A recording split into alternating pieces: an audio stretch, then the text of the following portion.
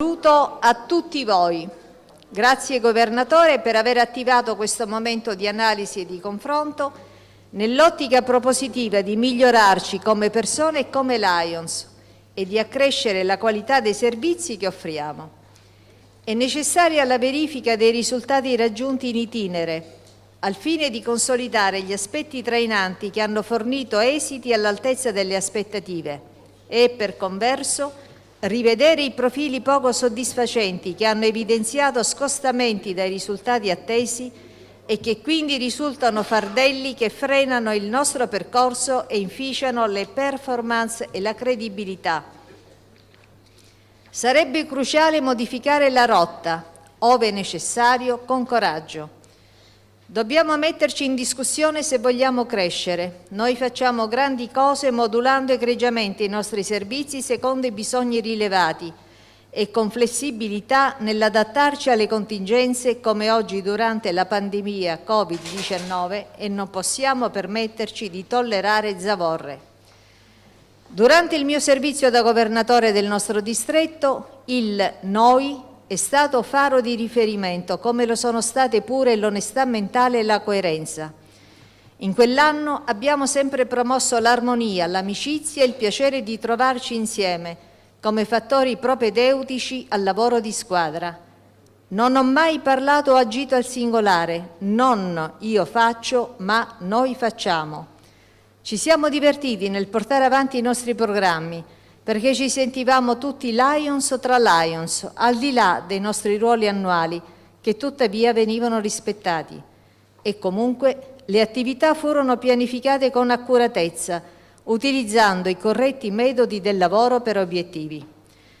Durante quell'anno abbiamo parlato ai giovani dei giovani, abbiamo interagito con loro in merito alle prospettive di lavoro, ci siamo dedicati alla prevenzione dei disagi giovanili, abbiamo parlato della nostra Costituzione e contribuito a inculcare loro la cultura della legalità. Li abbiamo interessati al rispetto dell'ambiente, iniziandoli alla tutela della biodiversità attraverso la distribuzione in 1200 scuole siciliane di 460.000 CD denominati Guida all'uso della biodiversità in Sicilia prodotti da ARPA Sicilia. Abbiamo dedicato molta attenzione ai Leo, che in quell'anno sono cresciuti, confrontandoci con loro, cooperando negli ospedali e nelle università a favore degli ipovedenti. Siamo intervenuti nelle aree della salute e nella promozione delle risorse della nostra isola. Avremmo potuto fare meglio. Comunque, tutti noi ci siamo sentiti arricchiti dalle esperienze vissute insieme e ci resta dentro un ricordo indelebile. A distanza di circa 10 anni devo constatare che le condizioni socio-economiche dei nostri territori sono sempre strutturalmente precarie ed oggi ulteriormente aggravate dalla pandemia. La nostra isola è afflitta da un sistema amministrativo cronicamente inquinato e irreversibilmente malato. Interessi personali travolgono sul bene comune. Non c'è progettualità. Non c'è cultura dell'organizzazione, della condivisione, della cooperazione. Quindi, purtroppo, i temi che affrontammo 10 anni fa risultano quanto mai attuali. Nella nostra associazione insistono, ben radicati, aspetti negativi legati alla scarsa coscienza in tanti soci dell'essenza del lionismo, dei doveri e delle motivazioni dell'appartenenza e a una certa approssimazione delle metodologie di lavoro.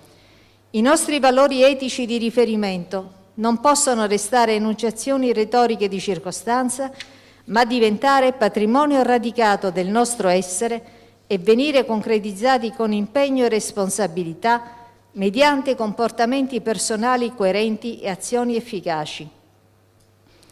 Bisogna lavorare su di noi mentre lavoriamo per gli altri.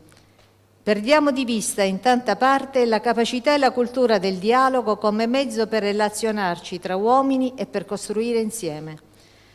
Non devono interessarci e dobbiamo isolare le spinte disgreganti negative che possono covare e allargare i tentacoli nel sommerso, convocando l'armonia che è fondamentale per stare bene insieme e per mirare a obiettivi comuni sui quali lavorare insieme col piacere di farlo.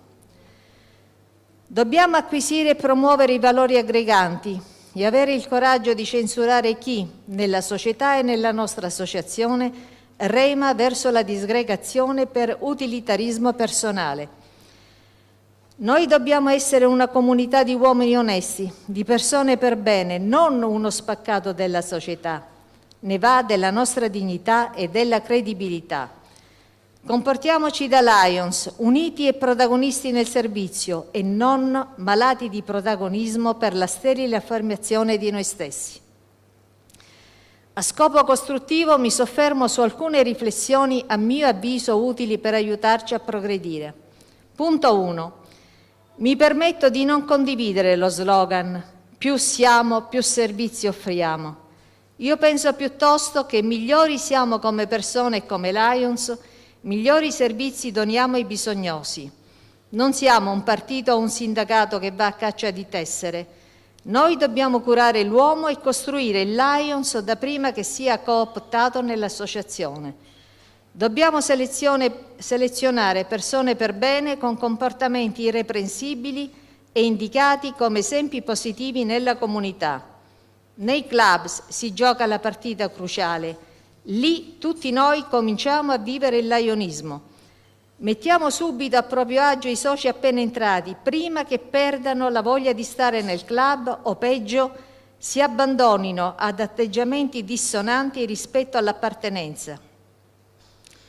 L'amicizia, la lealtà, la fiducia, la capacità di dialogo, l'unità di intenti, il piacere di trovarci insieme tra persone che la pensiamo alla stessa maniera sono fondamenti irrinunciabili per creare l'armonia necessaria per condividere idee e progetti e per cooperare alla loro concreta realizzazione.